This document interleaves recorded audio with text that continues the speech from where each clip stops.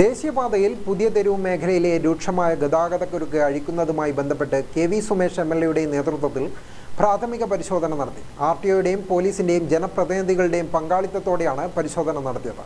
ജില്ലയിലെ തന്നെ ഏറ്റവും വലിയ ഗതാഗതക്കുരുക്ക് അനുഭവപ്പെടുന്ന മേഖലയാണ് പുതിയ തെരുവ്. പുതിയ തെരുവിലെ പ്രശ്നം പഠിക്കുന്നതിനു വേണ്ടി ജില്ലാ ഭരണകൂടം ആർ.ടി.ഒയെ നേരത്തെ തന്നെ ചുമതലപ്പെടുത്തിയിരുന്നു. ഇതിന്റെ ഭാഗമായാണ് എം.എൽ.എയുടെ നേതൃത്വത്തിൽ പുതിയ തെരുവ് ടൗണിൽ ആർ.ടി.ഒ, പോലീസ് ഉദ്യോഗസ്ഥർ, ജനപ്രതിനിധികൾ ഉൾപ്പെടെയുള്ളവർ പരിശോധന നടത്തിയത്. പരിശോധന പൂർത്തിയാക്കിയതിനു ശേഷം താൽക്കാലിക ഗതാഗത പരിഷ്കരണ നടപടികൾ ആലോചിക്കുമെന്ന് എം.എൽ.എ പറഞ്ഞിട്ടുണ്ട്. മണിക്കൂറുകൾ നീണ്ട ഗതാഗതക്കുരുക്ക് അനുഭവപ്പെട്ടിരുന്ന വളപട്ടണം പാലത്തിൽ ഗതാഗത പരിഷ്കരണത്തിന് ശേഷം കുരുക്ക് അനുഭവപ്പെടാതെ വേഗതയിൽ വാഹനങ്ങൾക്ക് പോകാൻ സാധിക്കുന്നുണ്ടെന്നും എം.എൽ.എ ചൂണ്ടിക്കാട്ടി.